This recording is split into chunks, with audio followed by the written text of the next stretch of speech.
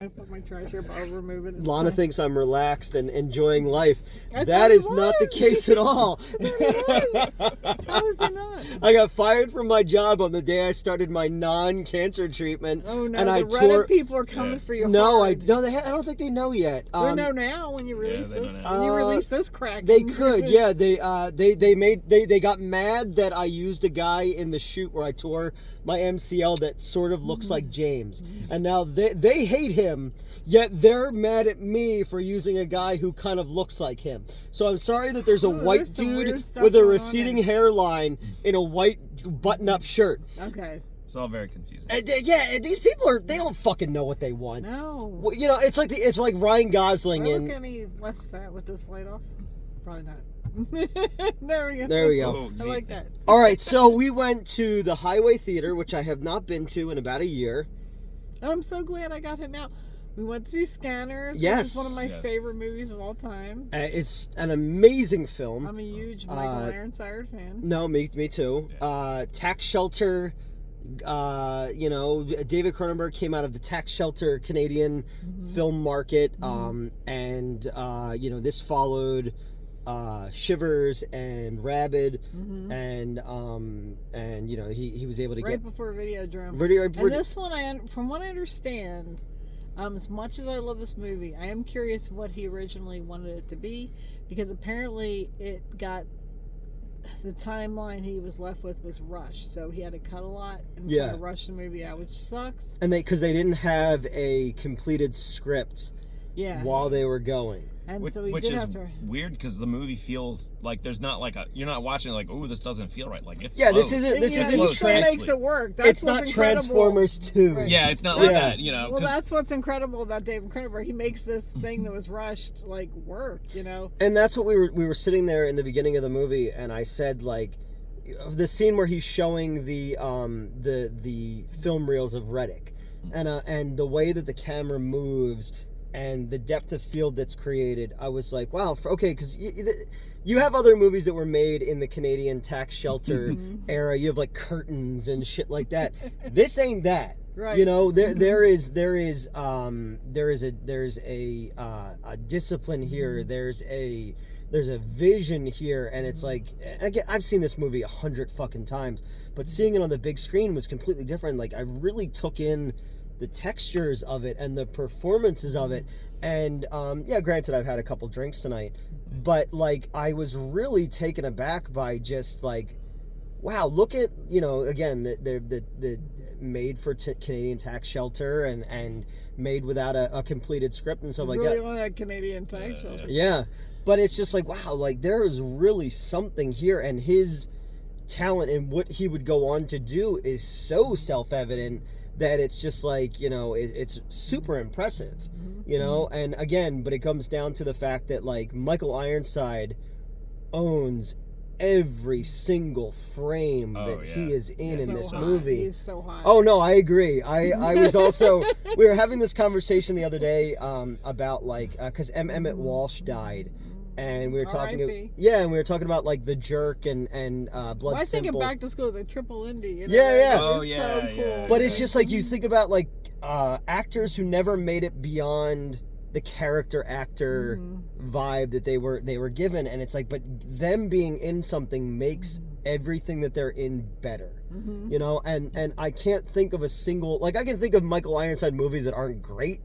But he never turns in a bad performance. So true. And so true. And this movie, for me, has a lot of sentimental value because for some of you who follow me know that I've been, for the past 3 decades, collecting vintage movie newspaper ads.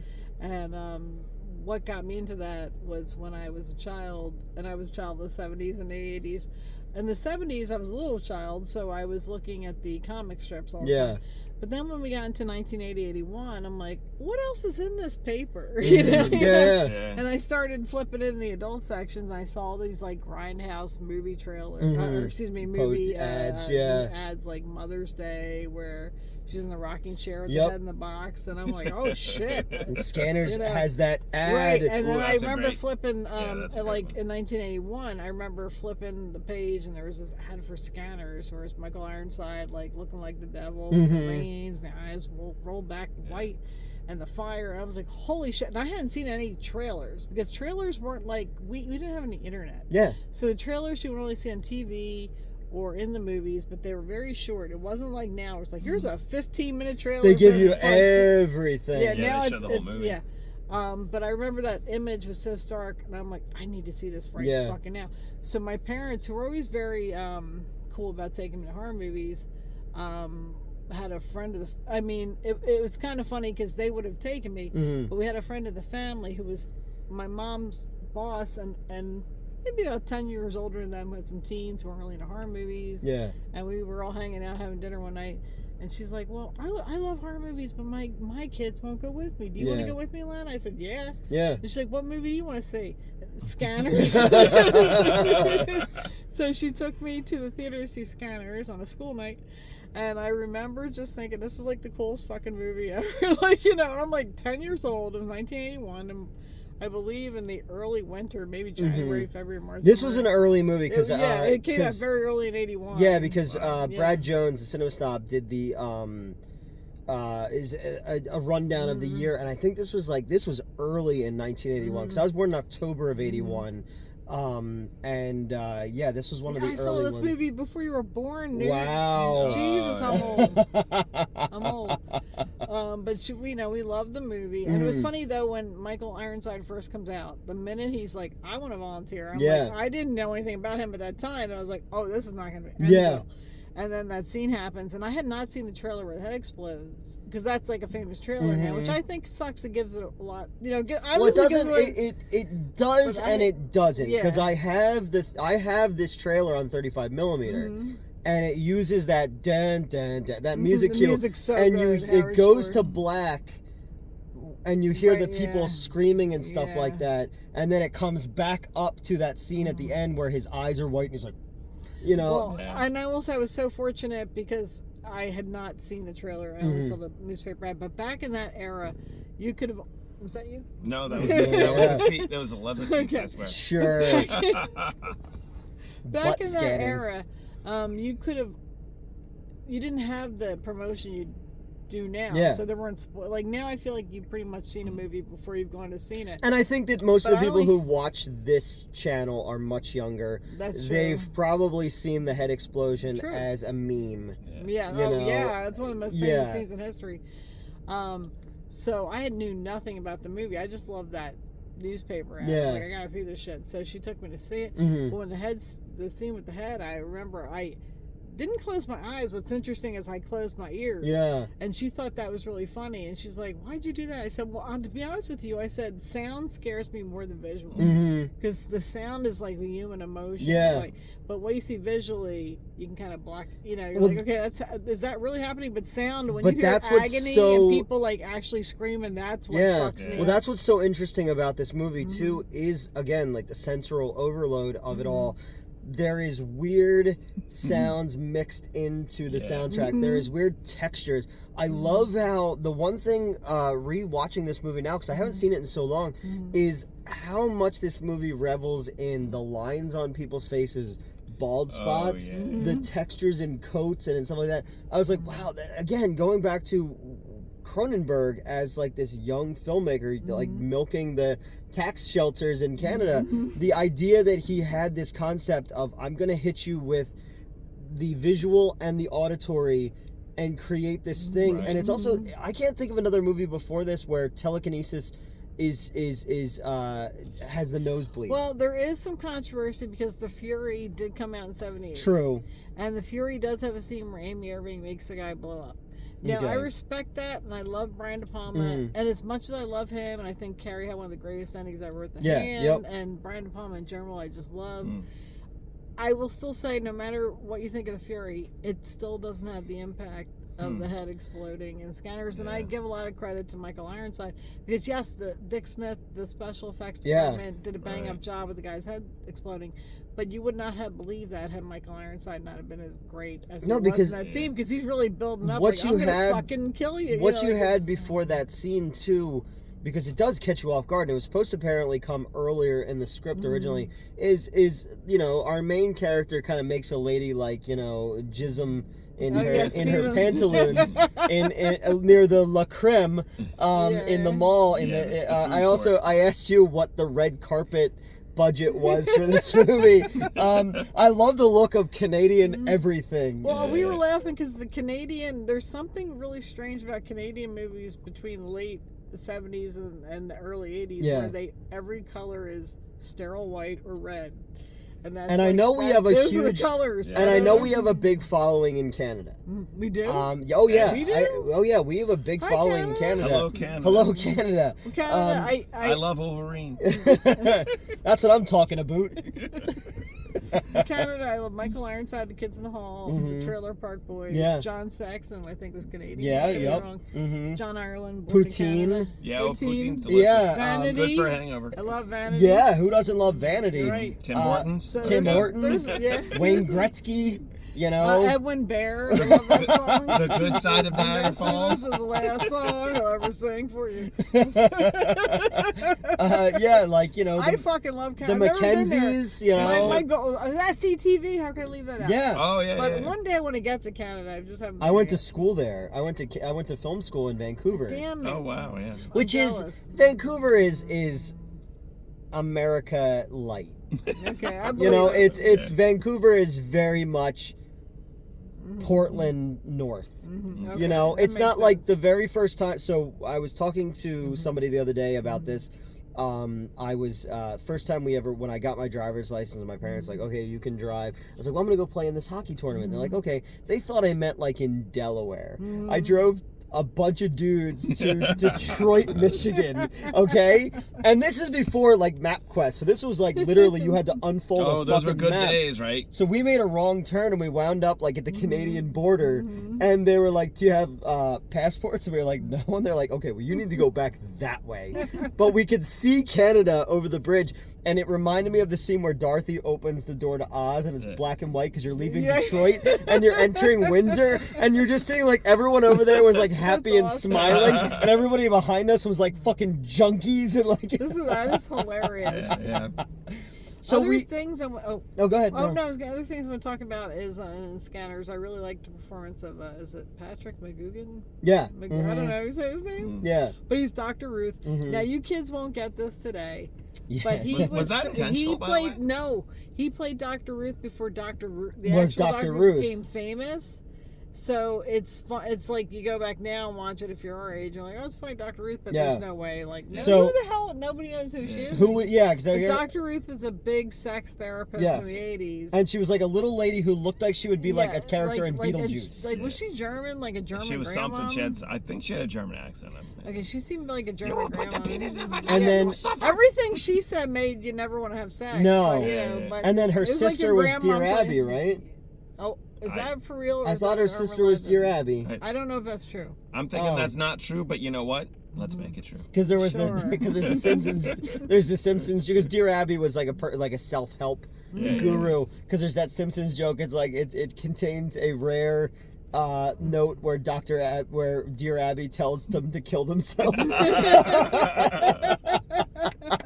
But yeah, so the doctor was Dr. Ruth. Okay. And I just think that's so funny. And again, I don't know how many people who watch this channel were born when 9/11 happened. So it's hard to like make references to things that happened, you know, in the Reagan era and before without people going like, right. You're talking about shit that happened like 1,000 years ago, homie. You know, even people saying like, you know, you saying like newspaper ads. They're like, oh, I heard about a newspaper in the ancient text. Like, Well, yeah, and this movie had a lot of parts where I was like, well, this happened in 1946. I'm like, how fucking old is this fucking movie? yeah, exactly.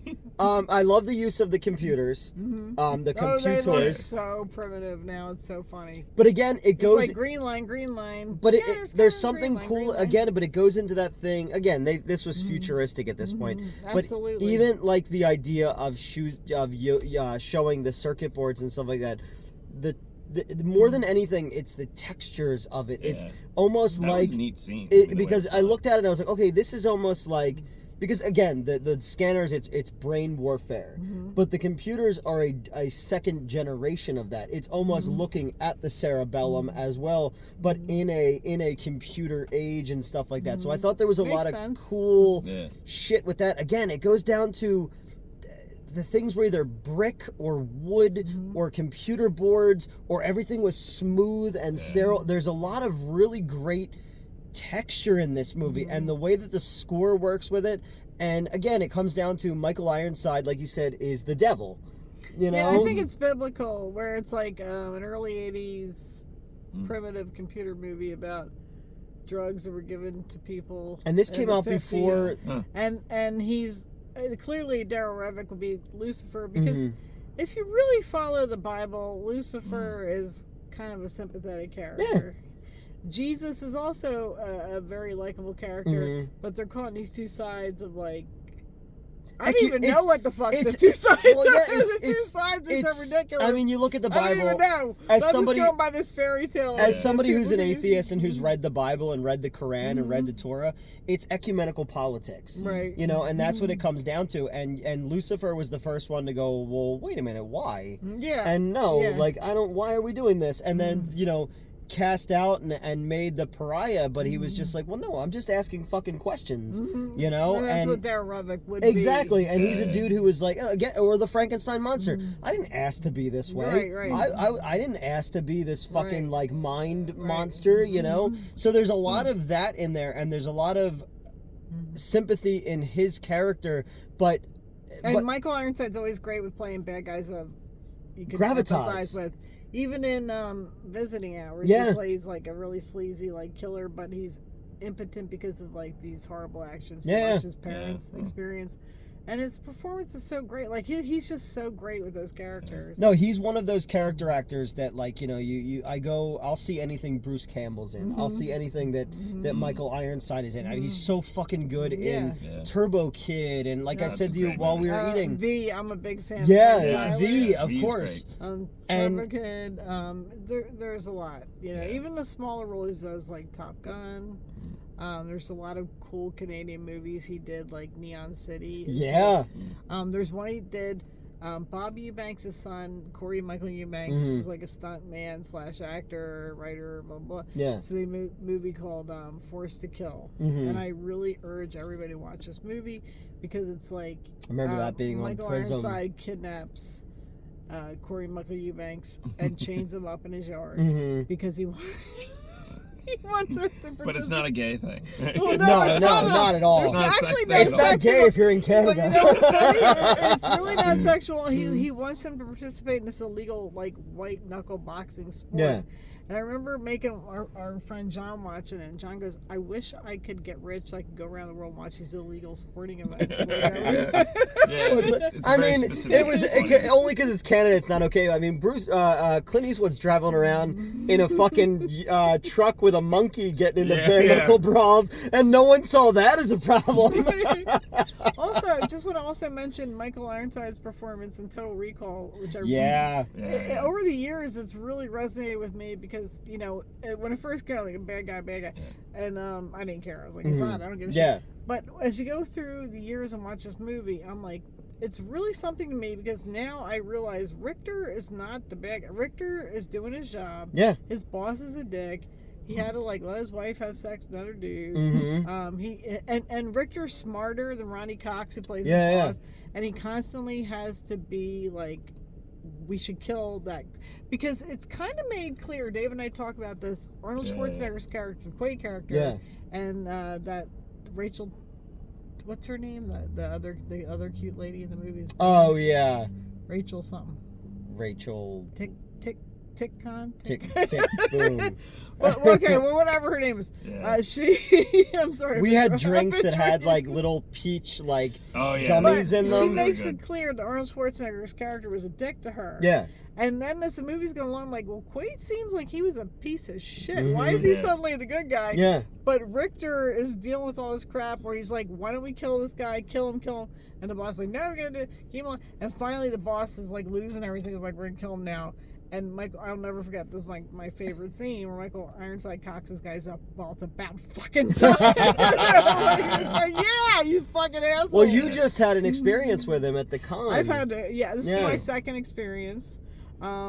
He's so sweet and nice, and I hope everybody. He's doing a lot of cons. I've never met him. His line was too long at one. Yeah. If you can meet him, please do it because he's so kind and he's so sweet to all his fans. And I really urge everybody to go out there and meet him. No, he's always been. I wish he hadn't waited this long because it's great to meet him at any point, but I just wish I could have.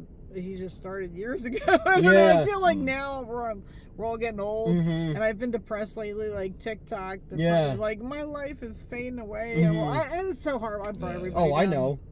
But he's older than me, and I'm like, I just want him to live for forever. No, it's one of those things. It's like, granted, we're getting to that point now where the only line in Indiana Jones and the Kingdom of the Crystal Skull that it resonates with is you get to a point in life where life stops giving you things, starts taking things away, and these people who've been my heroes and people who I've admired for all these years, to watch them getting older. And again, I discovered this movie in maybe 1990. I still vividly remember the very first scene I ever saw of this movie. I didn't see the head explosion. I saw the scene where Dr. Ruth comes in and they've already had all the people who've come in. You can hear all their thoughts and being like, what is this? It looked vaguely familiar, and I remember sitting and watching it and just being like, oh, okay, and then finding out there was Scanner sequels and stuff like that from that, because we're in an age before the internet. I had to go to the library to look up in Psychotronic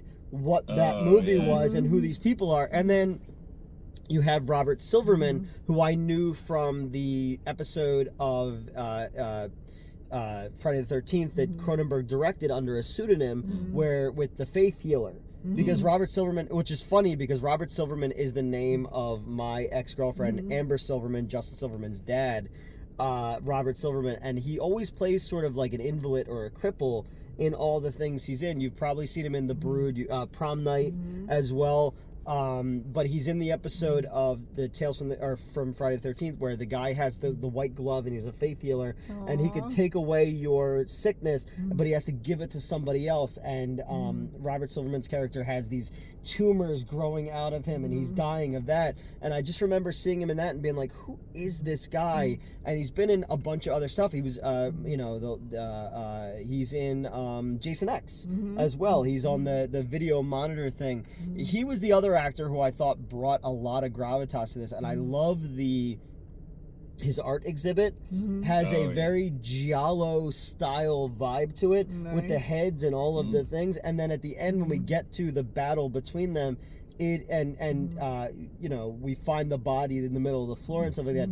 It is a continuation of his art exhibit. It's almost like there was a premonition of what he was going to see. So stuff like that is, you did, for a movie made for so little money in Canada at this time, the fact that there was so much thought put into it. And again, now we look at it and we go, okay, what's David Cronenberg? It's a history of violence. It's The Fly. It's Videodrome, David Cronenberg. But at this time, Canadian exploitation movies were not that. So to watch this now, and again, I've seen it 100 times, and such respect for Cronenberg and such respect for Silverman and for Michael Ironside, but to look at it now on the big screen and go like, oh wow, like there's a lot to this that I never really let wash over me the way that I did before, and that's cool to rediscover something that I've seen so many fucking times before, So yeah. And should we talk about Stephen Lack? Yes. Okay. Now, I have. Why wouldn't we? I kind of feel bad for this guy because he really wasn't somebody who wanted to be an actor, from what I understand. Yeah. But he took this part. I think he knew David Cronenberg, and he always gets a lot of shit. But you know what? He was good in this. I gotta say, he's wooden. He reminds me, like, you know who I felt like they wanted? David M.G. I thought they wanted Flyboy from Dawn of the Dead. Oh, that would have made sense. You know? Okay. But I don't want to shit on him because, to be honest with you, even though it sucks for him. You're up against Michael Ironside. Yeah. I mean, you're not and even Jennifer O'Neill. Like, we haven't talked about Jennifer O'Neill yet. Yeah, we'll get to her. Yeah. But I feel like Stephen Lack's always somebody who's pointed out, "Oh, you're so bad." And I'm like, you know what though? I feel like this is somebody who wasn't. If you look at it in a certain way, I think the performance works. He's somebody who wasn't raised with emotion. Yes. He doesn't know how to be emotional, so his emotions are all about talking like a robot. I'm like, you know what? I think he kind of nailed that. I think he nailed that. And there needs to be a point counterpoint, because even in the scene where they go to the Revik's like factory, he's so cool and he's so relaxed and he's so in control of everything that he is the point counterpoint to our main character, who is not quite fully, like, Revik's had years of knowing what he is. So in that regard, yes, I do think, yeah, this is a guy who's just coming into what he is, and he's wooden and he's stiff because he doesn't quite understand where he fits into this greater scheme of things. And Jennifer, sorry. I was just saying, I want to see an alternate version where when Daryl Revik's like, "Hey, you should join me" and stuff, and he'd be like, "All right, yeah, let's do it." I want to see what happens. You're hot. Whatever you say. Yeah, Ruth Revik family vacation. Let's go. Probably anticlimactic, but I want to see it. Yeah. As far as Jennifer O'Neill, I thought she was good in the movie. She's top billed and she doesn't appear till 37 minutes This is the whole thing. I was watching when the credits are coming on, and Michael Ironside's like way down the list of credits. I'm like, he is the star of this movie. And you have I think that's so. They had a lot of audacity to be like, we're gonna make him the poster boy, and he got paid for nothing. Put him in. He should be the fucking lead. But he literally got paid nothing to be in this movie. If you watch the Criterion, he talks about like he got scale. Yeah. And he went out with Jennifer O'Neill and her husband one night, and they were having dinner, and they somehow salary came up, and he's like, "What'd you get paid?" And when she told him, he was like, "Yeah." Oh, jeez. What? And he only got like $5,000. Yeah, it was like something and like not that. only $5,000, but they put him in a very dangerous situation with the stunts because they kept like saying stuff like, "We're gonna have a shotgun go off next to your head." Yeah. And he was like, "No." He actually did have the ball. He had the balls. He's like, "I'm not. No, you're not shooting a fucking shotgun." Yeah. Off my head, you know? But he got really pissed when he heard that. Not at her. You know, he really liked her and her husband, but he was saying that like it was just the unfairness, and he's like, "That's when I learned I'm gonna get paid what I'm worth." Yeah, and Jennifer O'Neill was, you know, she was a very well-known actress before this. Fans might know, especially Italian fans might know her from Seven Notes in Black, the psychic, Lucio Fulci film. Definitely one of his completely underappreciated films, and she's so fucking good in The Psychic, which is about the Cassandra syndrome from Greek mythology. But if you ever saw Kill Bill, there's a musical cue in that, which is directly out of Seven Notes in Black.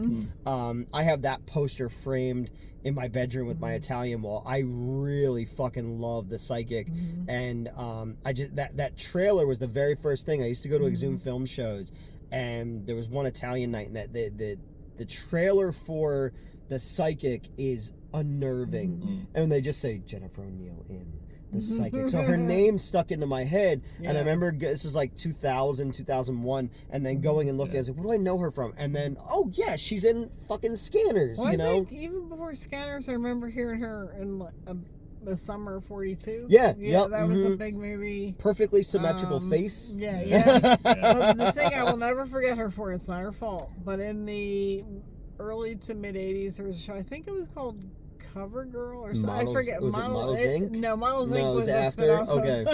Yeah. Melrose Place, but it was called Cover. Whatever it was about models. And this is the show. There was an actor called John Eric Hexum. Yep. Who was a model, and he was playing around with a prop toy gun. Oh, that had. Do you remember this, Dave? Yeah, and it had like not real bullets, but like prop blanks. bullets. Yeah. But he held it too close to his head and shot it off, and it killed him. And that was a big thing. Like, Yeah. that was a big story. And that was for a before while. the whole Brandon And Lee then the show thing got too. canceled. Yeah. Yeah. Yep. And now we have the Russ thing. Yeah. And Dave and I always, I don't want to make light of what happened because that's horrible. Mm-hmm. At the same time, though, Dave and I are like, how do you say armorer? Armorer. Like, Yeah. the armorer. Like, The armorer is not doing it. But again, like, so I've been on film shoots that have firearms, and I don't understand how that whole thing. I don't understand how the crow thing happened either, because I've watched my buddy. I don't know. You met Brian, but we went to the barbecue place that one time. Okay. Yeah. Oh, yeah. Brian's worked on a million movies. He's from like a stuntman. He's done everything. Fucking dude's done everything. Stuntman, art department, everything. Everybody knows this fucking dude. The lead singer of Papa Roach sang his thing when he got divorced, like he, you know, and all that kind of stuff. But he's worked on all these big shoots and stuff like that, and he's just like, there's no way that would have happened. Like, again, it's always nepotism. I lost my job because of nepotism. Right. The person who did the Rust thing was Nepo related babies. to, related to somebody. And it's just like, it's the corner cutting. And it's like, when it comes to safety on a film set, you know, granted, I just fucked up my leg doing a stunt myself because I'm a fucking idiot, you know, and it's like, somebody could lose their life and stuff like that. I don't Yeah, very understand. easily, Did you know that there was some of that in Alien? Because I didn't know this. And let me say, I love Sigourney Weaver. Me I too. can't really imagine anybody else's Ripley. However, you do know that she got cast as Lambert. Yeah. And they had to flip him. Yeah. But according to John Hurt, who did not seem to like her, and I've heard that from other people that don't like her. Yeah. And I'm like, all right, but you know what? I I don't love really her. give a shit if Yeah, they don't like I- her. She's so good I on genuinely screen. love her. I think She she's could be just, the biggest ass. Yeah. As long as she didn't commit crimes or rape or Yeah. molest anybody, I don't really care if she's an asshole. I don't know, if I got raped by Sigourney You'd Weaver, be I all would- right. Is it really rape? Yeah. She's like, It's more like surprise. yeah, exactly. Yeah. It's like, I hope Right. you're not enjoying this, and I'll But be like, John Hurt was trying to say, well, she put a word in because her father was the Pat Weaver who created like late night Yep. TV and early morning TV. He's like, hey man, somebody might want to watch TV after midnight before 6 a.m. yeah. And so he became a big deal at this network. And this is, Alcoholics, he the claims, unemployable. Yeah. I don't know if I believe this though. He claims that like she complained to her dad and they switched roles. Oh, really? And I'm like, Yeah. I don't. Her But, like- dad's not in charge of a low budget horror movie. It's being made. I mean, even though Alien looks great, Because it even- was a low budget horror movie. Because even right? Ivan Reitman said about Ghostbusters, like, she got up on the desk and started, like, writhing around like a dog I just and don't shit. believe. I think John Hurt was like salty for some bizarre Yeah. reason, but I can't believe she took the role, and I just find it. I just find it kind of weird. So that she is literally my favorite actress of she's all so time. great Because yeah. she's the Yeah, first she's really celebrity good, that I yeah. ever heard say newt in anything. Yeah. And I literally, my Yes. heart grew 3 sizes that day, you know? Yeah, I don't fully believe his story because I just don't. You know, I remember they said when she went to the audition, it was in New York. Yeah. They said she wore purple boots because she didn't give a fuck. She's like, what is this? And when she went in, Jill Eichenberger from, I think that's her name, from L.A. Law was coming out. And she's like, what's the role? And Jill Eichenberger was like, it's some fucking sci-fi crap, horror movie crap. And Sigourney was like, oh, I'm going to go in there. You know, so I just don't believe that, like, that. I don't know. I don't want to believe it. And even if it's true, I don't care because I love Veronica Cartwright. Oh, yeah, it's Oh, great. I love her, but she would not have been a great Ripley. No. Because these characters had to play certain roles, and that's just the way it is. And there's a difference between the two of them. Right. You know, but again, everyone in that movie is like Yaphet Kotto and everything. Everyone feels so Tom Skerritt. Everyone feels so real in that world. It's like the first Star Wars movie. What separates Alien and Star Wars stuff like that is this textured world that looks like it existed before we got to them. So true. And there's the you know, these people they're complaining about their shares in Yeah. Alien and stuff like that. And I love that because it's not like, oh, we are here to deliver science fiction dialogue like we were in a 1950s movie. It's like these are fucking space truckers, man. Right, Like, and not right. the Dennis Hopper space truckers movie, Yeah, but like Star Wars, the the cuts on the wall and the rivets are rusty and stuff One like that. day we should read Waterworld because I love Waterworld. Yeah. Fuck you, dude. Yeah, I fucking love thank Waterworld. you. I saw Waterworld you. twice in the theater. Oh my god, we went to see it with my parents. I'm like, what is the problem? This movie's fucking amazing. Yeah. He shoots his eyeball out and the Exxon thing, you know. Wasn't it the thing in Cable Guy? He's like, I don't understand the problem. I saw it a couple times in theaters. I love Waterworld. I think it's Dry land is not if a you myth. don't like I've seen Waterworld, it. Fuck you. Get Yeah, out of my I life. saw it.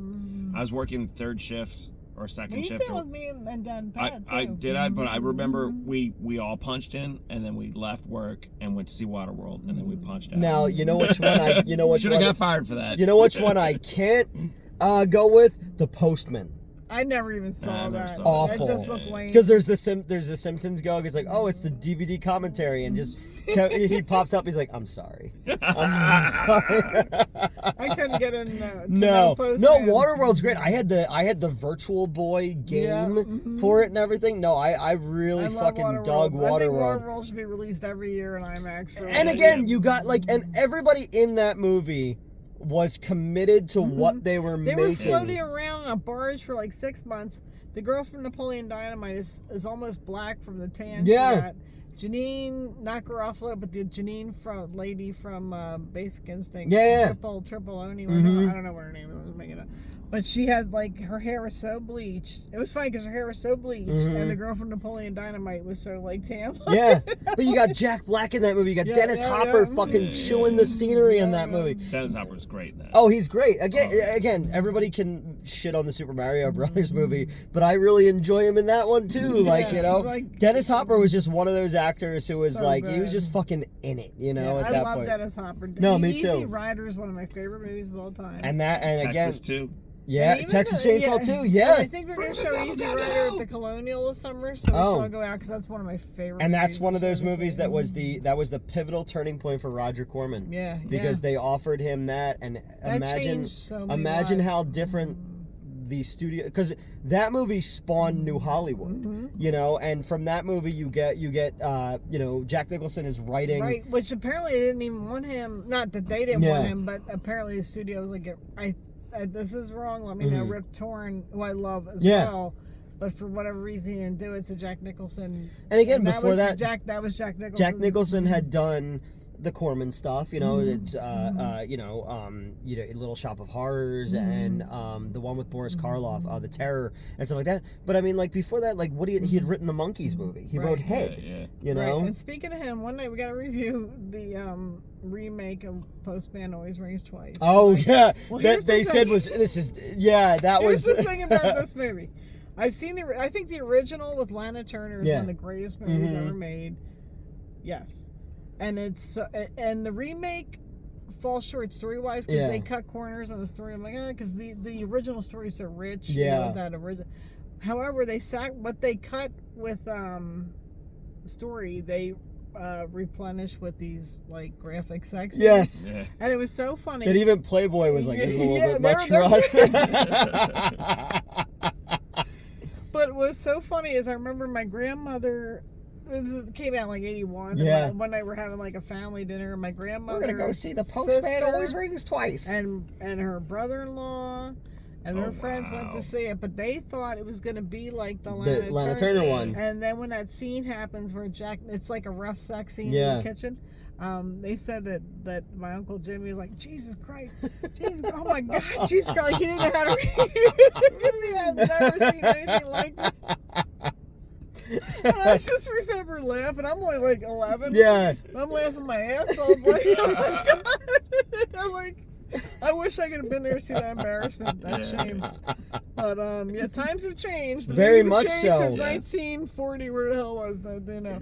Was it But Kill Bill? I love them so No, much. yeah. But it's still funny that they Because in Kill Bill Volume 2, I'm that was really. It's you didn't know there was a change, a shift in the culture from And it goes back to what we were saying before about there was no internet and stuff like that. Right. It's hard because there was there's no internet fervor on this thing. You had to go by just the TV TV spots, which couldn't Right. show you very much. Right. You had to go by the newspaper ads and stuff like that. Right. And then, a write-up in the paper, you know? Right. And they don't even know it's rated R. They probably don't even know it's rated R because they're so old, they're not going to card them. Yeah. You know, like, just We're go gonna on take in. We're going to take the We're gonna give your old 11-year-olds. asses a heart attack because that is a really intense scene. Yeah. It's a great scene. Let's but take it's very intense. young Lana to go see Last Tango in Paris.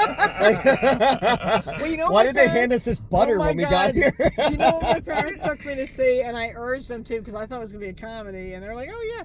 There was a movie that came out in 1983 with Michael Caine called "Blame It on Rio." Yeah. Oh, Yes. okay. Now, Young let me Demi Moore. Let me explain this movie to you because I know now. Who was the other girl?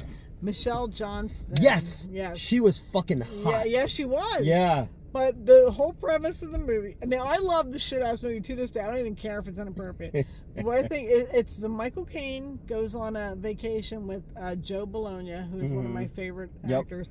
And Michael Caine's going through a divorce from Valerie Harper. And he goes to some island with Joe Bologna and his daughter, Demi Moore, who was just starting out. And, I'm sorry, forgive me. Michael Caine's daughter is Demi Moore. Yeah. Fuck this up. And then Joe Bologna's daughter is Michelle Johnson. So they go to this island and they're having a good time. But Michelle Johnson really likes Michael Caine, and it's kind of like Lolita. She's chasing him around, and they end up banging in the movie. And then they have to hide it from Joe Bologna. She asked him how big it was. He said the size of a tangerine. Oh, Jesus. And meanwhile, Joe Bologna is doing his thing with women his age. Yeah. But Michael Caine's banging his 16-year-old daughter. And I know this sounds like the most horrifying thing you could ever imagine, but it is actually... Well, it's not Michael Caine now. No, but it was it's- Michael Caine 1983. Okay, right, and I'm not gonna lie, he's hilarious because he's narrating the movie. There's like these scenes where it's just him talking to the audience about how this happened, and I'm like, I watched it in my 30s. I hadn't seen it in a long time, and I watched my 30s. I'm like, is it gonna hold up? Because it seems so tasteless. But I'm like, you know what? This movie's funny. Yeah. I don't even give a shit. This movie's hilarious, and But my parents took me to see in '83, rated R, and there's nudity. That Michelle Johnson, she was 18 Yeah. or old, but she was doing 16-year-old nudity. This is also before Demi Moore And had I'm her like, implants and Demi stuff. Moore has the scene where she's like, they're like, I forget if they're like water skiing or something, but they're both topless. Yeah. And I just remember like, but Yeah. it wasn't in '83. It was all like cool. Nobody cared. I mean, Yeah. my parents. My mom's very moralistic now, but my parents back then were like, "Oh, what's the big deal?" Yeah. Yeah. It's just nipples. In my head, I'm picturing the trailer. It's like Michael Caine banging a 16-year-old, Right. and then a record scratch. Like, I bet you're wondering how I got in this situation. Let's go Kinda back to like a week that. ago. But the way it And then ends- Jaws pops up and roars, and then I'll defend the movie. who in the wants to sense- see my hoagie? Hoagie I will was defend Michael the Caine's movie, and character. The way it ends is actually very funny, and it all wraps up very well. Yeah. Like, you know, where he actually ends up getting back with his wife and this and that. I mean, it's Well, after banging 16-year-olds, Right, I mean, he's like, it's look, I kinda scratched that itch. ridiculous, yeah. I might as But- well go back to but this the bag. thing is, the 16-year-old becomes very clingy and annoying, and he's like, oh, Like you they know, do. Yeah. I know. it Look, does- I'm the only you know what? YouTuber. I'm the only YouTuber I know who hasn't groomed children. So The way I'm describing this movie, people are gonna hate me. But you go back and look, it was a big. It was a different It made a time. lot of money in 1983. Yeah. And my parents took me to see it. We all watched together as a family. it was no hot to trot, Yeah. but you know, Yeah. or what was the other? Separate Vacations. Yeah. Was another one. Remember that one? With Jeffrey Jones was in that one. Yes. Oh, Yeah. that guy. And then Yeah. they're killing him Yeah, off. whatever in happened to that Beetlejuice, guy? Beetlejuice. I don't He seemed know. like a Whatever great guy. became Oh, of I Jeffrey think he's Jones? hiding in some, like, Maybe we keep Midwest- him away from Yeah. 16-year-olds. Yeah. The last movie I remember seeing him in, that was after everything came out, was a movie called Who's Your Caddy? Oh. And we had a projection. Okay, never mind. I shouldn't tell this story. We had a projectionist at one of my theaters who may or may not have befell the same fate as Jeffrey Jones, and I put that poster up, and I took black man. Sharpie and I circled Jeffrey Jones's name in the thing, and I put it right above his desk in the projection booth, and he's like, what's this? I was like, oh, I was redecorating with your interests. Oh man. Yeah. He didn't appreciate that. Again, I don't want to condone adults having sex with 16-year-olds. I'm just saying in the early 80s. Whoa. I'm just saying this is a movie that came out because back then the spirits were free. Everybody was so free with the hippie love. The hippie love was still hanging over. Ronald Reagan and trickle down economics, and everybody was on cocaine. My 16-year-old daughter, I'd kill him. But this is a whole. But again, I'm watching this movie from a different set of eyes. Michael Caine is fucking hilarious in this movie. Well, if Michael Caine was begging But here's the thing: Michael Caine also, with the Cider House rules, took place at an abortion clinic, so he would take care of the situation. And one night we have to. Speaking of Michael Caine, we have to review The Swarm. Oh yeah. Because that movie, it blows my mind. They keep referring to the killer bees as the Africans. Yeah. The movie, like the Africans, was history go down as like the Africans kill. I'm like, did nobody like? At any point, nobody said, look, I know that in the future, things are going to be a bit more aware. Let's not call it woke. Let's just call it aware. Right. Maybe this isn't a good idea. No. And the Africans were like, is no one going to speak on our behalf? Like, and Michael Caine's like, can I go back to banging 16-year-olds? Mr. Wayne. I failed you.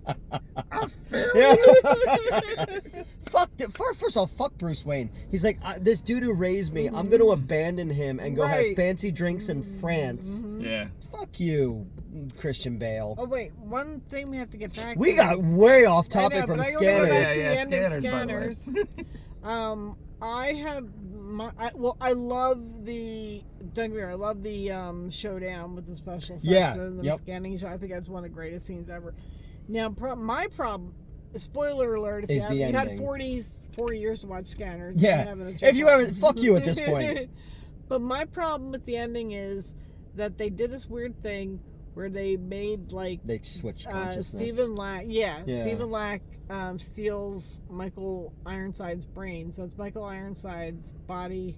Stephen Lack now is controlling it, and I'm like, that's lame. Why didn't you let Michael Ironside kill him, and then you could have a franchise? Yeah. I mean, I know there's Skinner sequels, but they would have been so much cooler if Michael Ironside was the leader. Because I said he could have been the Angus Shrim of it. He could have been. He would have fucking had a whole franchise based on him. It would have been awesome. Because then it could have. The thing about what you said about the biblical aspect, the idea of the devil coming to you if you're a young scanner or whatever, the idea of that would be a good sequel. What you're him saying, coming right to him, him coming to people and tempting them, and Michael Ironside as that force, I think could be a whole other thing. Because at one point they had Darren Lynn Bousman and David Goyer had written a concept for a reboot, but not really, and it never happened, and it would have involved Revok as well, and I was like, that would have been cool, because then you could have imagine Last Temptation of Christ with Scanners, That'd be so good. Well, here's my idea. Okay. 16-year-old girl comes to age of scanner powers. And she makes older British men bang them. I know, I'm going to sound horrible. I don't know how to make the early 80s sound acceptable. There's no way to. But that movie, Blame It on Rio, is hilarious. I don't give a fuck. No, I get it. Instead of joining Michael Ironside. I read the book Lolita, and I watched both movies. I think they're all depressing. I think I don't have time to break it down. The book has beautiful prose, but I think it's still a horrible, I don't like Humbert Humbert. I think he's creepy. I love the Stanley Kubrick one's very good. Yeah. But it's still that tone, I was trying to explain to somebody Lolita, and I was like, have you ever heard the Police song? Right. Don't stand so close to me. I was like, that's the best I can explain it to you. One of the things is a lot of people with the book, they were talking about how Lolita is such an annoying character. Awful. I'm like, but did you not pick up on her? One of the things, it's heavily implied that her mother's friends had probably molested her, and she's fucked up. And it annoys me that people don't pick up on that. Well, yeah. And so I do think the Stanley Kubrick movie is very good for the time. There was a Jeremy Irons one. Yeah, well, I was gonna say that one probably captures the book the best, but it's extremely depressing because I cannot get over the abuse of this girl. Yeah. No matter how the story is relayed, and I don't want to censor. I'm very anti-censorship, so I don't want to ban it or anything like that. Yeah. But I just can't despite certain things about the book and some of the movies I think are very good, I can't get past the abuse of this girl, and that bothers me. But that's abuse, whereas in Blame It on Rio, this girl is chasing Michael. Yeah, she has her autonomy is completely different. But it's not the same story, and to say that a 16-year-old wouldn't want to bang an older man, that's a lie. You know what I mean? But nobody wants to bang me. But it's so all I've about. But it is all about consent. Yeah. And this girl is obviously, because going She's after what you want. And give it me was that a Michael different Caine time. penis. Cocaine years. So I'm not saying if you have a daughter, I understand if she's 16, you want to kill the guy who she's banging. I get it. But I am saying the early 80s were a different time. No, my ex's daughter is 15, and I'm terrified for her. Mm-hmm. And I just I talked to her, and I'm just like, oh my God, because I remember how I was when I was that age, and I'm just like, oh my God, please don't talk to any boys. Please, this isn't even my kid, and I'm just literally fucking terrified for this girl, Yeah, I understand. I understand that completely. Yeah. At least there's that thing that boys her own age are so awkward and terrified. That's the whole thing. Yeah, most dudes, because they're all fucking, everyone's autistic and on medication. The grown-ass men you gotta worry about. Yeah, and anime kids and stuff like that, they're all so awkward that they don't know anything, so I'm fine with that. But I'm talking to her about stuff because she's gonna come work with us on film stuff, and she's talking about guys and stuff like that. So she sent me something on Instagram, and I responded back with something, and then she made fun of me about something. So I texted her dad, and I was like, hey man, you really gotta check who your daughter's talking to on Instagram. And it was me. Yeah. And I was like, pew pew, I'm Michael Caine. In Get Carter. But then there's the other side where that the guy I really liked, they're prepping for the next James Bond. Is it Aaron Taylor Johnson? Yeah. He's married. He's like 20 years younger than his wife, but they've been together for like 13 years and 2 kids. And recently they were responding to criticism about a relationship, and he's like, well, when I was young, when I was 13, I already did things people hadn't done. And I'm like, who gives a fuck? They got together, it was legal. Yeah. They have kids. They've been together forever. Who gives a fuck? Everybody. But again, why are you worried about something that's not like? Because you're not doing it. Yeah, right. People get mad because they're not and hot. she's a hot old lady. Yeah, that's the whole thing. Like, you look at certain people and you're just like, you're just jealous because you're not banging someone, right. Right. Yeah, I don't. They have like a farm together. They seem very happy. Yeah, and he's in all kinds of fucking shit, and he's I want him to be James Bond. Kind of jealous of the farm situation. I know, right? Yeah. And Bullet Train was so good in Bullet Train. That was a movie that came out during COVID. Yeah, we saw it. Oh my! Can I tell you our Bullet Train? Okay. Oh my God! Get ready for this. So we went to see it in 4DX. That's where that's like the amusement park. And it was a slow night, so I always try to buy stuff off the sides. We're not near anybody. The theater, not many tickets sold. When we get there, for whatever fucking reason, everybody decided to cluster into that one spot. I was like, Jesus Christ. So first we sat in these 2 seats, and then people were like, wait, I think you're in the wrong seats. And I was like, oh my God, we were. I didn't realize. Sorry. We moved down, but I had to step over this other guy and his wife, and they were giving us stink eye. Mm-hmm. And then we sit down, and then the trailers come on. Now, next, on the other side of us are these, there's like a group of black women who are having a great time. Yeah. And the trailers come on, and there's a trailer for Wakanda Forever. Yeah. And they're like, oh, I want to see that. I'm so excited. Now, I don't care when people talk during the trailers, because it's the trailers. Yeah. People are going to start coming in that. And plus, they're already been online. Mm-hmm. So. But this guy got a real fucking attitude, and he leaned over and went, shh. Don't be this guy. And one lady was like, so fucking pissed off, and she's like, oh my God, he just shushed me and this and that. And then the next trailer came on for that movie about the lion with Idris Elba. What the hell was that Prey. movie? No, was it Prey? Prey was the Predator movie. Animals or something. I know what you're talking about. Idris Elba versus lions. But they were making some comments, and then she's like, oh, I hope we're not being too loud for you. And I'm like, this guy, I'm like caught between them. I'm like, Jesus Christ, And you're like, hey, does anybody want to talk about when 16-year-old fucked Michael Caine? I know I'm a white woman, but I don't know this white dude next to me. It was so funny because her one friend's like, she's like, no, he ain't gonna shut me the fuck up. He can shut the fuck up. Yeah. Like, she's all mad. And when then- The Great Gatsby came out, it was like after some shooting or something like that. So Justin Silverman and I go to see The Great Gatsby, and this guy was shushing these women, and this woman goes, "Let's get out of here before these white motherfuckers shoot this place up." And I'm sitting in the theater, got real quiet, and I went, "Valid," and everyone turned around to us. What happened? Dave had to get up and go to the bathroom. He was too terrified to go the asshole way, so he had to go the black woman way, and he accidentally stepped on their pretzel bite tray. And I was like, "Oh my god!" No. And I said to him, It's gonna be a race ride in the theater. I said to him, I said, "I'm so Was it sorry." March Luckily, I didn't realize or February? because I couldn't see it was dark. I'm like, "Oh my god, I'm so sorry." I'll buy you another one. She's Yeah. like, "No, honey." She's like, "It was." Yeah. Well, she's like, I was done with that. I was like, "Thank you." Like she's really nice. I was like, "Oh my god." No, I what felt you should have horrible. done, but after you said, like, lean back in your seat and go, "Shh," and then just see what happens. But I told her he's too afraid to go this way. 'Cause Yeah. this guy. So when the movie ended, like they were still cursing this guy out. I said he was a fucking asshole. He was giving me the stink eye. He was being rude, and they're like, and the woman's like, "I know," and she's like, "Damn it! I wish I brought my gun." She's like, "Next time you come, bring in my gun." I was like, "Oh shit!" Oh no, but that's a bullet train. Yeah. But all jokes aside, I love Bullet Train. It was great. And 4DX was the most intense movie I've ever seen in 4DX. Well, Like, because of Drake the was tension flying going on in Yeah, your row, that, like, while people everyone's are gonna kill moving each around and other. like giving each other the stink eye. But I hate Am I being that sprayed guy. by water or by the blood of the person next to me? No, that was a really fun, It was a really kinetic good- movie. But yeah, no, I could only imagine you could cut the tension in that room with a It was- fucking yeah, knife. it was It was something. But I mean, he was just being such a dick. I'm like, who the fuck? It's How the dare you trailers. women like Wakanda forever? Yeah. Yeah.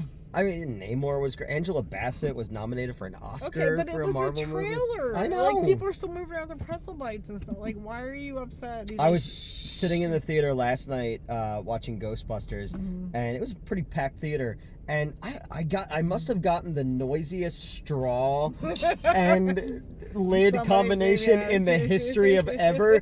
And I'm like trying to drink my thing, and I'm like trying to move it slowly. But the fact now that I'm trying to move it slowly is making me look awkward. As I'm going like this to the theater, there's like kids sitting next to me. I'm like, Yeah. I'm like, you guys have rewritten Lolita. No, wait, when are you free? We should go see Late Night with Devil. We've seen it by whenever. Yeah, I do want to see it. When nights are you free? I am free. I gotta look at my schedule. All right. Started the new job. We should go because I want to save our review till we can review. Yes, no, we need to do that one. I really want to see that one. Mm-hmm. I'm glad you guys were asking me, oh, come see Scanners, and I was able to get out of work tonight at a good time. And I know you're Yes. Michael Ironside love.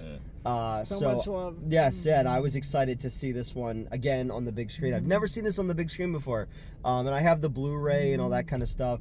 I've seen Scanner Cop on 35 millimeter. I haven't seen any of this. Oh, really? Okay. spin-off Used to be on the things. USA Network, like USA Up All Night, all the time with Really? Ron DeShear. Yeah. But it's not too late to reboot Scanners and bring back Michael Ironside. Oh, I I'm just agree. saying, I if you're think- gonna reboot something, reboot that and make Yeah. it good and bring him And I back. think in an era now that we live in of genetically modified foods and all that kind of stuff, Yeah, it's I there. think you could really do something with that. Because again, the explanation of it in this movie is so simplistic, but so relevant. it'd be funny. You could also have him play Dr. Ruth. Like, that'd be hilarious. Yeah. Yep.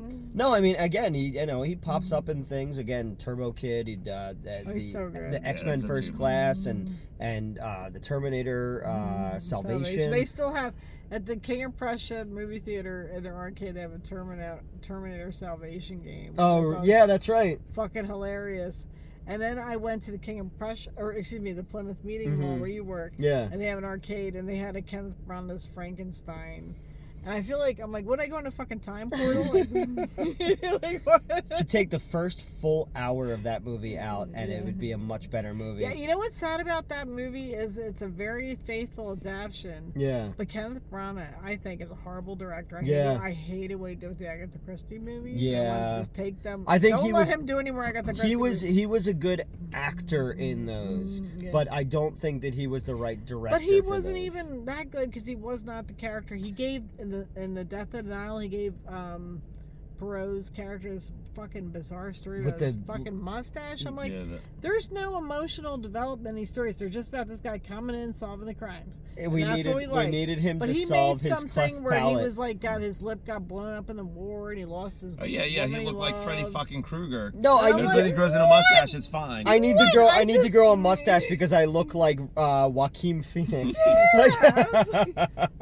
I'm like, just take it away. He's not a good director. Yeah. I'm saying, Yeah. might be a nice guy, but fuck him. No, take yeah, this the guy. Frankenstein one. I remember the hype going into that movie only because to this day, '92 Bram Stoker's Dracula. As much as Francis Ford Coppola, that love movie is that movie. no that I movie. love- I am endlessly fascinated by love that movie. everything about that movie, from the costumes to the casting choices, like. You know, Winona Ryder and fucking Keanu Reeves. I'm like, who? What? Like, Yeah, apparently they wanted Johnny Depp. Yeah. Francis Ford Coppola did, but he wasn't a big enough star, so they went with Keanu. But I do like. I'm gonna admit it's great just to get that scene where he's like Budapest. yes, yeah. But I mean, just I'll rewatch that movie But periodically. it is a good movie. and just be endlessly fascinated by it and entranced by the little things, and even like the fucking Annie Lennox song at the end. I love how that. it sounds like it's recorded on like a cylinder. Like it's so fucking brilliant. There's something so different about that movie you'll never And get again. Kenneth Branagh wanted to kind of do that for Frankenstein, and he was faithful, but it was too over the top. Yeah. And I'm like, rein it in, But the dude. first hour is like, all right, dude, we understand how static electricity works. Yeah. Stop. We're good. Yeah. Please. You know, and it was just an excuse for him to not have a shirt on. Right, exactly. You know? I made jokes about Yeah. that back then. I'm like, he's Let going me to show off his look at all this buff chest. embryonic fluid all over my British Yeah, breasticles, yeah. like while standing in But- front of these eels. Like there's, Okay, it's, you we're know, gonna do a quiz time. What do you think my favorite vampire movie of all time is? your favorite vampire movie of all time. Mm-hmm. Lost Boys. That's a good one. Okay. But my favorite, if I can only pick one, like you can never watch another Yeah. vampire movie again except for this one, it would be the 1979 remake of Nosferatu. Okay, the Okay, that's a Kinski good one. one, Okay, yeah. that's a good What's one. All right, what's yours? My favorite vampire movie of all time. I mean, I would say Bram Stoker's Dracula would be the That one. was a close second. But for me. I mean, I just so genuine. Like it got me through my cancer treatment. Was Dracula versus Frankenstein, the Al Adamson, Sam Sherman one. yeah. If you go back and you look at the picture when I met the guy who played Dracula at Chiller, I have the biggest fucking shit-eating grin on my face because it's like I never thought in my wildest dreams I'd meet the fucking Dracula with an afro. Aw. And when I told his wife or whoever it was, I was like, no, like I was given. Trauma had the rights to it at the time, and when I was going through cancer treatment, my ex Christy gave me the DVD because we watched the 35mm print and exhumed film show, and whenever I was sitting there getting the drip, I had a little white DVD player with earphones, and I would just pop in Dracula vs. Frankenstein. I watched it 20-30 times, and so that movie got me through my cancer treatment. So when I met him, I told him that, and he couldn't quite understand that anyone gave a fuck about that movie, but I have such an affinity for that movie, so that was really the one. And then when Christy was having her cancer treatment as well, I gave her the VHS or the DVD of it, and so she had that while she was doing it. So I remember getting pictures because she had brain and chat and everything, and she would send me pictures of like scenes from the DVD player and stuff like that. So it was a nice little thing for us. And then that actor, I have his confirmation, like I have his contact info because I wrote Vampire for him to be the head of Dracula. So when I was explaining it to him, the whole fucking thing, he was like, all right, yeah, I'll do that because it means something a little bit more, I thought you would have also said something like Near Dark would be another one that I thought maybe you would say. Well, Dave, what about you? What's your Am I allowed to pick a TV movie? Because I would go with the 70s Salem's Lot. Woo, That's that is another fucking good one. Well, that's amazing. now getting a streaming release. and that's, I will say, Salem's Lot's my favorite TV horror movie of all time. Yeah. No, that's definitely the one that, because I didn't see it until reruns.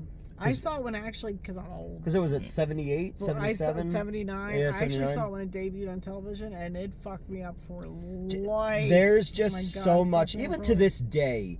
Because we're so fucking jaded, and like a lot of those horror scenes in most movies have become part of our everyday pop culture. But when you watch it for the whole the breadth of it, you're like, oh my God, like that is still very frightening. There's so many scenes that obviously the window scene. Yeah, that's the scene where Jeffrey Lewis digs up the grave and jumps in. Oh, and the Nosferatu guy pops up. Yeah. The scene where the Nosferatu character, I'm sorry, I'm calling Nosferatu. Yeah. I know he isn't, but he does look like Yeah.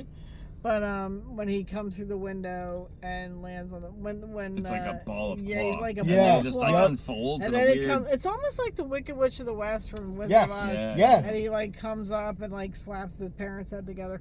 That shit is so fucked That goes up. into like everybody who wants to minimize Tobe Hooper Yeah. and go, well, he didn't direct. Yeah, I get pissed about the whole thing. And Joe Bob Briggs wrote a great thing about Tobe Hooper really being the director of Poltergeist. Yeah. And he was talking about how like some reporter stumbled on set someday.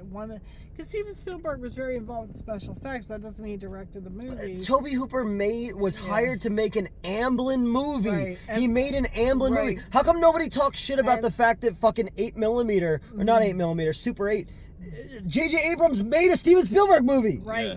And Oliver Robbins, who played Robbie in Poltergeist, he's done a lot of interviews where he says straight up, Tobe Hooper directed the movie. Yeah.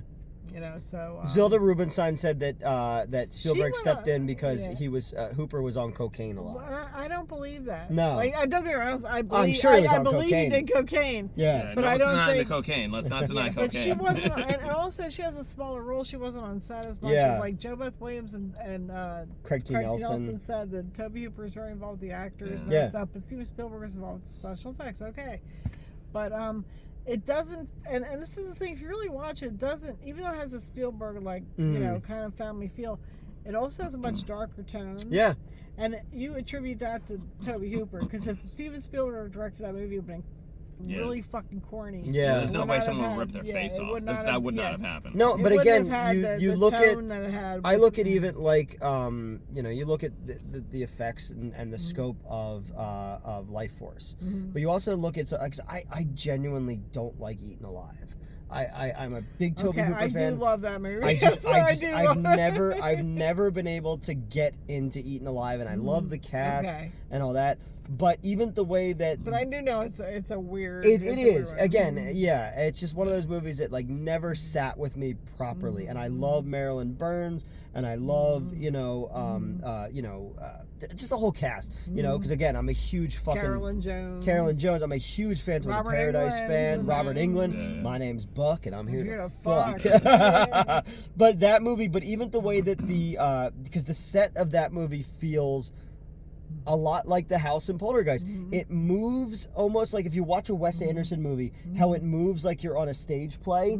There's a lot of that. So when you watch something like Eaten Alive, or even Funhouse, you watch it and you go like, well, yeah, this was all. There's a ton of Tobe Hooper in that you'll see in Poltergeist, like the way that the camera moves through the suburban house and stuff like that. So I never understood that. I think that I always looked at it as Spielberg was a brand at that point. Yeah. And I do want to go back because I feel when I said I feel like there's Jaws, Steven Spielberg, who made a great horror movie.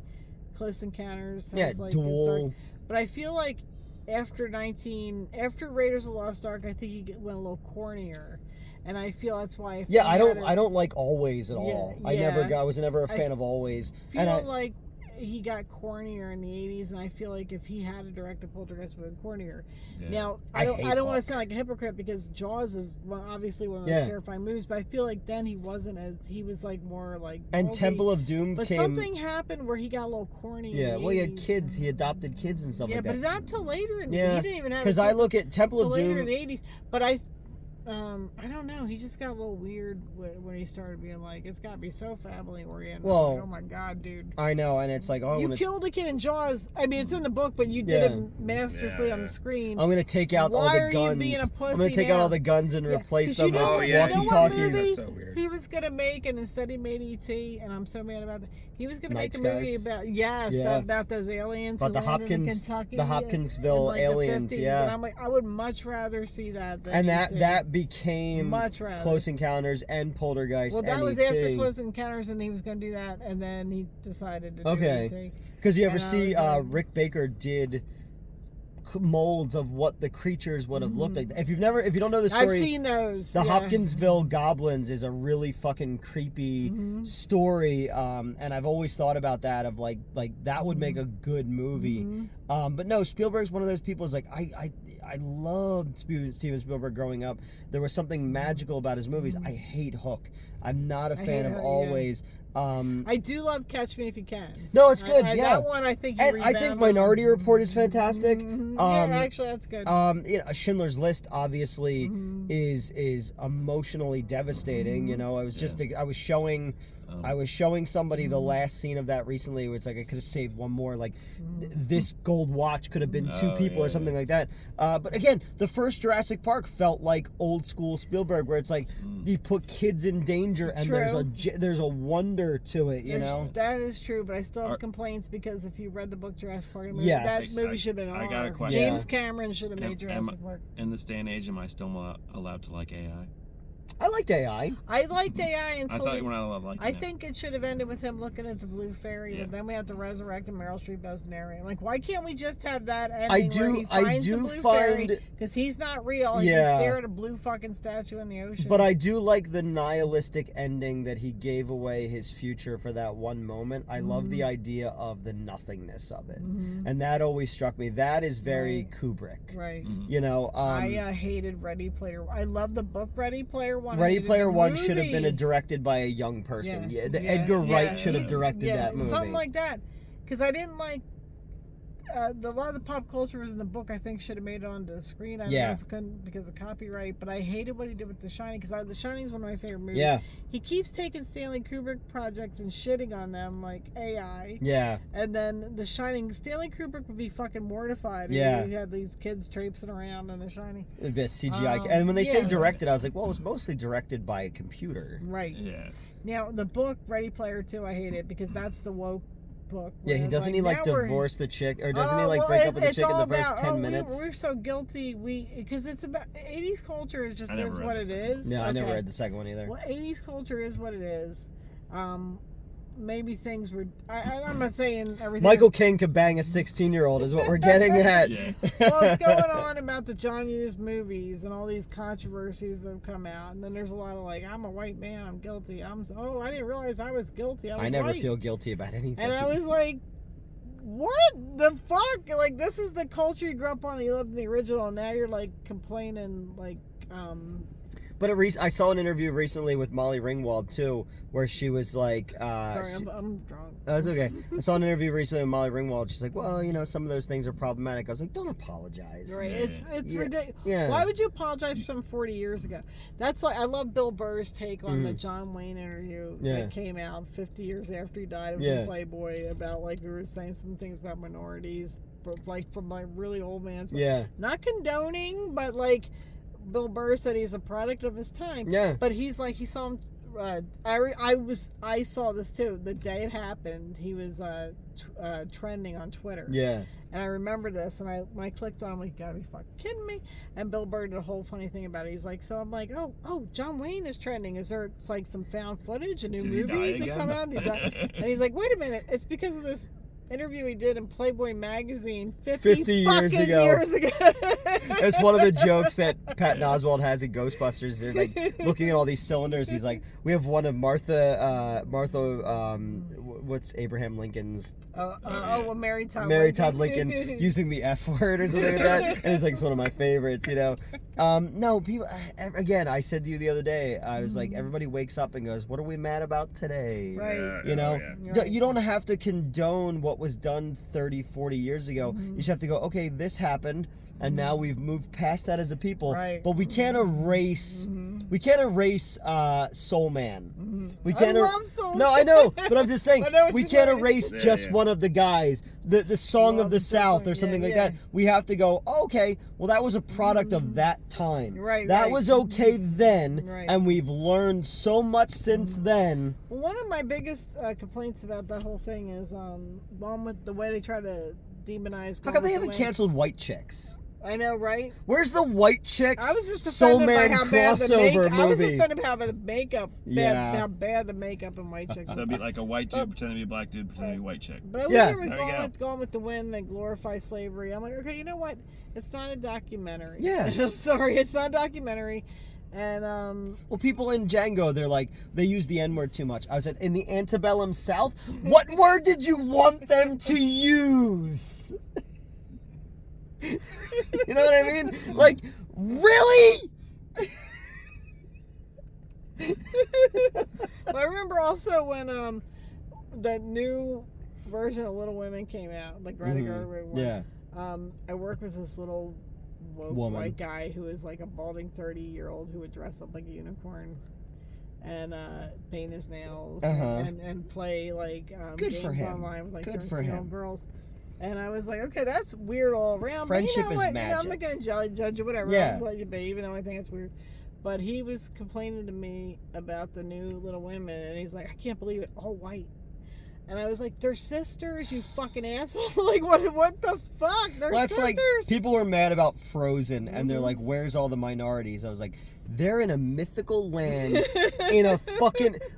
People, only white people would survive there! See, I've become a very, like, the old man type now. That's like, how come Idris Elba isn't Right. James Bond? Oh, I don't know. Maybe because if they put a handsome fucking buff black dude in some of these places, they go, oh, that's James Bond. Look, I'll tell you something else. I fucking love Charlton Heston. Fuck. Yeah. I don't care. Yeah. But you don't have to like him. I love him. Yeah. I'm not gonna apologize, for loving. I don't give a shit. I don't give a shit anymore. I'm tired. Yeah, no, exactly. We're but all meanwhile, these rapists and pedophiles, as you know, that new documentary. Yeah, the about fucking- Charlton Heston. You might hate guns. He didn't molest anybody. Yeah, that we know of. You know, so That we that but would you have minded Charlton Heston? I mean, I don't think that... I've never heard anything about yeah, anything and like again, that. what happens on the Planet of the Apes stays on the But- Planet of the Apes. But you're watching this whole You network damn dirty- covered up all Yeah. these scandals. Charlton Heston has a viewpoint of guns. Yeah. And NRA. You can hate it. That's fine. You can like it. Yeah, because you know what's in the Constitution? The right to bear arms. Right. You know what's not? The right to fuck Amanda Bynes. Right. I don't care that you were on head of the class. Oh my God. And it's not just Nickelodeon. It's like you're finding all these horrible things. Like Corey Feldman for years Yeah. trying to tell you people, and nobody listens. And that's the thing. Again, no, we're gonna say like Michael Caine in a movie was bagging a 16-year-old. Completely different. Because it's a movie. I know. I feel weird like defending that movie, Yeah. but it is a really funny movie. Yeah, but again, it's like, I think, like, okay, aside from the fact that I'm just not attracted to children, okay, I just Yeah. need to get that out of the way. And I know a lot of people in YouTube who are very excited about younger people. You know, and I'm not gonna name names or anything like that, but I just go, like, I think about, like, you can only do so much fucking, okay? And then you get to a point where, like, okay, let's have a conversation. Well, I'm not really interested in Minecraft or Roadblocks or TikTok, so I'm good. I'll stick with people closer to my age, say, you know. And I'm sure that you know, 16-year-old TikTokers are totally into guys who look like me. Hey, can I tell you guys about 1970s series Night Gallery? Do you guys want to talk about that? I love Night. No, me Oh too. my God. But again, I just imagine, like, if I tried to, like, be suave to, like, younger people, they'd be like, oh, that's like, sad. what's Night Gallery? Yeah, they'd be like, do They you have think... no idea Or what they're Night like, do you think Gallery he is. knows how bad he's got it? Like, Yeah. Even now, they'd be like, what's E.T.? Oh, No. no, it wasn't even what's ET. Kid I was talking to today at the job, I was talking about something that came out in like 2010, and he didn't even know that, and I was just like, Jesus Christ, like, what the fuck happened? And I'm talking about movies that came out in like the 50s and the 60s and stuff like that, and they were looking at me like I was like speaking of like days of yore, like I'm fucking Tolkien over here, you know? Yeah. Oh, I hate it. But you know what I don't hate? What? Scanners. Yes. See how we were able to take it all the way back around? So thank you, Canada. Yes. And thank you, Michael Fassbender. And Michael Ironside. And Michael Irons. Michael Fassbender. I said Michael. I said Michael Ironside. And I said Michael Fassbender. Michael Fassbender was in Shame and Is he the Inglourious one Basterds. in the new Aliens movies? He was David. Yeah. Oh my God! He's like, I play myself. He says. I look, that movie was fucking bizarre, but I wanted a whole movie of Michael playing with himself, teaching himself how to play the flute in a weird little like dungeon of like alien experiments. Dave hasn't seen them yet. I'm like, just don't watch them because you're not. That was always so alien because there's a new one that's coming out. The new one. Interesting. It's going back to space it's a hard maybe. It's a hard maybe. I go back to my. Do you know who Ricky Berwick is? Oh yeah, I do. Yeah. Okay. I know Ricky. So Ricky Berwick is Good a handicapped YouTube Instagram person. He's got like fucking like his arms and legs are, you know, slender man-y like. Okay.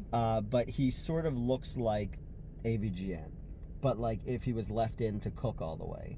Oh, so my whole idea was, remember Alien Resurrection? There was the whole fucking room of failed Ripleys. Yes. I wanted to do them to review Alien Resurrection, the game, but have Ricky Berwick as the failed AVGN experiment. That would have fucking brilliant. And they were like, "That is the most offensive thing you've ever said," and I was like, "No, it's not." But like, the thing is, all of Ricky Berwick's humor exactly is that. That's exactly. his humor. But like literally in the meeting, I was like, "That's the most offensive thing you think I've ever said." Hardly the most. That's not even the most offensive thing I've said today.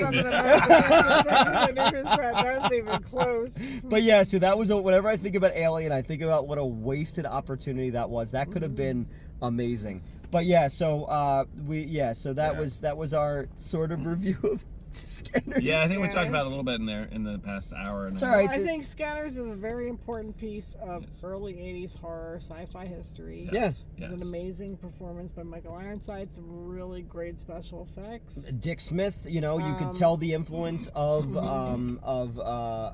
the fuck was the movie with Hurt? The Fury. The one about the sensory deprivation chamber. Altered States. Altered States, yes. You could tell. They were shown on a double bill a lot because of my movie ad collecting.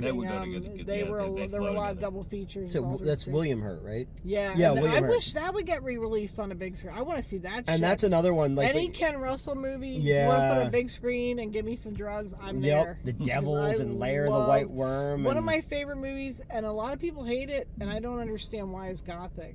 That's a great movie. Oh my God, why do people hate that movie? I don't get it. But again, I think it's like Gone with the Wind, where they think it's like, that's not how. Oh, who gives a fuck? It's not a documentary. That box cover always used to catch my eye. The little gremlin, Natasha Richardson. I remember just seeing that on the shelves and being like, what is this? You know? Yeah, no, but you could tell the influence of the bladder effects that Dick Smith brought in to that movie. No, it's all around. It's an incredible film, and it showed the prowess of what would become one of our biggest filmmakers to this day. You know, and I'm happy that. I love that girl played Claire Claremont. Was so creepy. Yeah, she was so good. The guy who played can't remember his name, but he's the author of the original vampire story that the other guy. Carmilla. Let me look it up because I'm too drunk. Yeah, but. Because I actually have newspaper ads from back in the day where they think that Lord Byron wrote Frankenstein. Yeah, wrote it's called Vampire, the original short story. Oh, okay. Because they tried to give him credit. They tried to give him credit for Shelley's work at the time. Yes, there was a lot of things going on where other people were getting credit for other people's work, and I had like the actual newspaper proof. I'm like, but he didn't write that story. Like, I'm like, goddamn, people act like this is something that bothers me about journalism, because we're like, it's always on the up and up. It's like, no, it isn't. No, journalism's always been fucked up. Always been biased. Facts have always been like loosey goosey. Yeah. but we have to pretend like, oh, whatever they say is what we Yeah. agree with. I'm looking forward. I don't know if it's going to be good or not, but I'm almost looking forward to the Civil War movie as a comedy, because from what I heard, it's like a love letter to journalism. Like, oh my god! And I'm excited for the part where Spider-Man shows up. Right? Doesn't Spider-Man show up in Civil War? Yeah, and I and I want to write a review. I'm like, this is a very difficult movie to masturbate to. But, With fat, I love the Fat Damon's in it. I was excited when I heard it. Was kind of like looking at it from, like, no side is right. It's just like we've all gone It's all too fucked, far. yeah. And I'm like, that's exciting. But then I heard it's also a love letter to journalism. I'm like, okay. I like that director a lot, though. I like him too. I thought Sunshine. I'm gonna go see and give it a fair shake. Yeah. But that whole thing about the journalism, like they're saints, like, oh, the journalism, they're Nope. always so on the up and up. But I like, love the actor, okay. the dude who played Todd on Breaking Bad, and he's been in a million things. Call him Fat Damon. Did you see Game Night with Justin? I've seen Ready or Not. No, Justin Bateman. Was it Bateman from Arrested Development? Oh no, Jason Bateman and fucking the chick from Mean Girls. And he's the original Mean Girls? Yeah, he's their neighbor, and he just has this scene where they're trying to hide the fact that they do game night with their other friends and not to get him invited. That's and they're funny. walking in with all these bags of Tostitos, and he's like, "It's a lot of Tostitos you have." They're like, "Yeah, they were doing like a 4 for 1," and he's stroking his dog.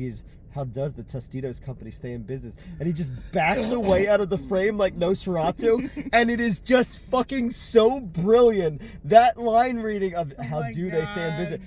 Brian and I were watching it at the Wayne when we had it, and we literally both fucking howled with laughter in that scene. But no, Game Night was really good. That was done, and it was done by the kid.